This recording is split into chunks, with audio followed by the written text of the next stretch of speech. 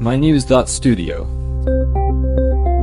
Solar panels now float above California's canals. These water highways are generating electricity. Could this approach shift how we tackle the climate crisis? Today's date is 2025-10-15. California's Central Valley just wrapped up Project Nexus, the first major solar-covered canal project in the world. It's a $20 million pilot funded by the state. The Turlock Irrigation District teamed up with the California Department of Water Resources, UC Merced, and Solar Aqua Grid. Panels are installed above both narrow 20-foot and wide 110-foot irrigation canals. But why put solar panels over water? What's the real benefit?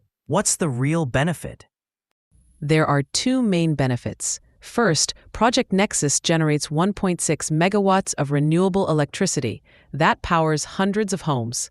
Second, shading the canals with panels reduces water evaporation. That's crucial in drought-prone California.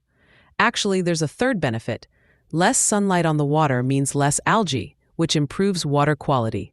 UC Merced is still studying the effects, but early estimates show that if this were expanded statewide, up to 63 billion gallons of water could be saved each year. That's water for 2 million people. Up to 63 billion gallons of water could be saved each year. That's water for 2 million people. That's a huge number. But I'm wondering, how did engineers actually pull this off?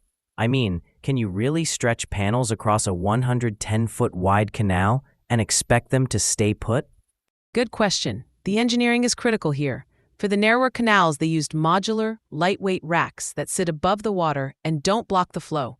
For the wider canals, they built reinforced truss systems and tensioned cables. These are designed to handle wind and even California earthquakes. All the supports are above the water, so crews can still get in for maintenance. Now, if this model is used elsewhere... Wait, so if someone wanted to copy this in, say, India or Europe, they'd have to change the design? Exactly. In places with heavy monsoons, like India or snow in Europe, the designs would need adjustments. Older canals might need stronger anchors or even floating supports. So, local conditions really shape the engineering. So, there's a technical leap. But what about the people who use these canals every day? Farmers, water managers. What's their take? The early feedback from Turlock Irrigation District has been positive. Farmers appreciate less evaporation since it gives them more reliable water for their crops. The solar power can help run pumps and other infrastructure, which can lower costs. Water managers see better water quality and efficiency. But really, it was the process, engaging early, setting clear goals, bringing local universities into the planning. That built trust. The key lesson is involve local users from the outset, listen to concerns, and show how the project benefits them. And from a policy angle, what made this project possible? It can't just be about the tech, right? You're right. Policy played a big part. California provided $20 million for the pilot, but it was also about climate targets, water conservation laws, and streamlined permits. Agencies, universities, and private companies all work together. For other regions, clear incentives, like grants or tax breaks for using infrastructure in multiple ways, are important.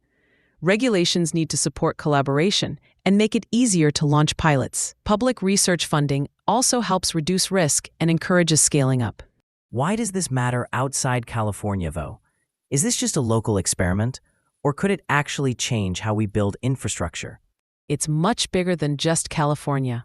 Project Nexus is a model for what's called the water-energy nexus, how water and energy systems are connected as the climate warms. Integrating solar panels with water infrastructure means tackling two challenges at once without needing extra land.